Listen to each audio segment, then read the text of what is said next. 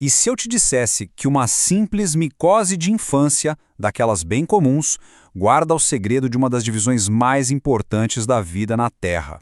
Pois é, hoje a gente vai desvendar um quebra-cabeça biológico que começa com uma coceirinha na pele, mas que nos leva, olha só, para a essência do que define toda a vida ao nosso redor. Essa história toda começa lá atrás na época da escola. Um dia, do nada, apareceu uma mancha vermelha toda redondinha no meu braço. O diagnóstico? Micose. E claro, com a imaginação de criança, eu já tinha certeza absoluta que um verme em formato de anel estava morando ali. Sabe, até aquele momento, a vida era simples para mim. Se tinha infecção, era para tomar antibiótico. Ponto final. Então a grande pergunta que ficou martelando na minha cabeça foi: ué, por que dessa vez foi diferente? Por que o médico não receitou o remédio que eu já estava praticamente esperando? Acontece que os nomes podem enganar, e muito. Aquela tal de micose, na verdade, não tem nada a ver com o verme. É, na real, uma infecção causada por um fungo, super comum. E por isso, em vez de antibiótico, o tratamento foi um creme antifúngico. E pronto, problema resolvido. E é exatamente aqui que a gente chega no coração do nosso mistério. A razão pela qual um remédio funcionou e o outro não teria efeito nenhum está na diferença fundamental entre as células das bactérias e as células dos fungos. Ok, então vamos direto ao ponto. Uma das ideias mais básicas da biologia é que todos os seres vivos são feitos de células, certo? São como os tijolinhos da vida. Mas o que nem todo mundo para pensar é que esses tijolinhos se dividem em, basicamente, duas grandes categorias. De um lado do campo, a gente tem os procariontes. Pensem em bactérias e árqueas, organismos sempre unicelulares mais simples.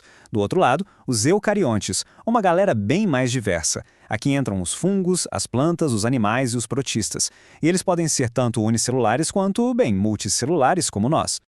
Mas antes de mergulhar nas diferenças, que é o que vai resolver o nosso mistério, é bem legal ver o que une toda a vida no planeta. Porque, no fundo, toda e qualquer célula, seja de uma bactéria minúscula ou de uma baleia azul, compartilha 4 componentes essenciais.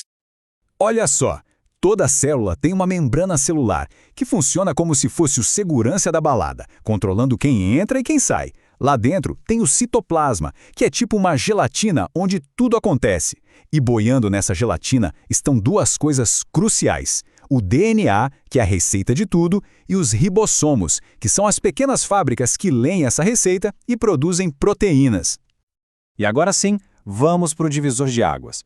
É aqui que a história fica realmente interessante. E é onde a gente finalmente vai encontrar a resposta para o tal mistério da micose. E para nunca mais esquecer a diferença, tem um macete. É só pensar nos nomes. Pró, de procarionte, soa como primitivo, prévio. É a célula que veio antes de ter um núcleo bem definido. Já o eu, de eucarionte, em grego quer dizer verdadeiro, ou seja, tem um núcleo de verdade. Essa é a regra de ouro. Então, vamos lá. O ponto crucial é este.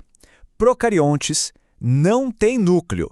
O DNA deles fica ali, meio solto, boiando no citoplasma numa região meio bagunçada. Agora, os eucariontes, esses sim, eles têm um núcleo que funciona como um cofre super seguro, mantendo o DNA todo organizadinho e bem protegido. E não para por aí não, a célula procariótica é como se fosse um kitnet, tá tudo junto, no mesmo espaço. Já a eucariótica, essa é tipo uma mansão cheia de cômodos. Cada cômodo é uma organela, um departamento especializado que faz uma tarefa específica, tipo a mitocôndria, que gera energia. É um nível de organização totalmente diferente. Então, para resumir de vez, a grande sacada aqui é a complexidade. De um lado, a gente tem a simplicidade super eficiente dos procariontes, como as bactérias. Do outro, a organização complexa, toda divididinha dos eucariontes, que foi o que permitiu o surgimento de seres como os fungos, as plantas e, claro, nós, os animais. E com todo esse conhecimento na bagagem, finalmente podemos voltar para aquela coceira no braço e resolver o mistério de uma vez por todas. Agora tudo faz sentido. Vamos ligar os pontos. Primeiro, a micose é um fungo, e fungo é eucarionte. Segundo, os antibióticos são como mísseis teleguiados, programados para atacar estruturas que só as células procarióticas das bactérias têm. Por isso, um antibiótico não faz nem cócegas numa célula eucarionte de um fungo. A solução? Precisava de uma arma diferente, feita sob medida, um antifúngico. E aqui a gente chega no "e daí" de toda essa história. Entender essa diferença entre procariontes e eucariontes não é só decoreba para a prova de biologia, não. É um conhecimento que literalmente salva vidas, porque permite que a gente desenvolva os remédios certos para atacar os invasores certos do jeito certo. Isso tudo nos deixa com uma última pergunta, para a gente pensar um pouco. Se as células dos fungos são eucarióticas, ou seja, do mesmo time que as nossas, como é que se cria um remédio que ataque as células deles, mas não as nossas? É como tentar acertar um alvo que é quase um espelho de quem atira. Esse é, sem dúvida, um dos maiores desafios da medicina moderna. Foi um prazer explorar esse mistério celular por aqui. Que a curiosidade continue sempre acesa.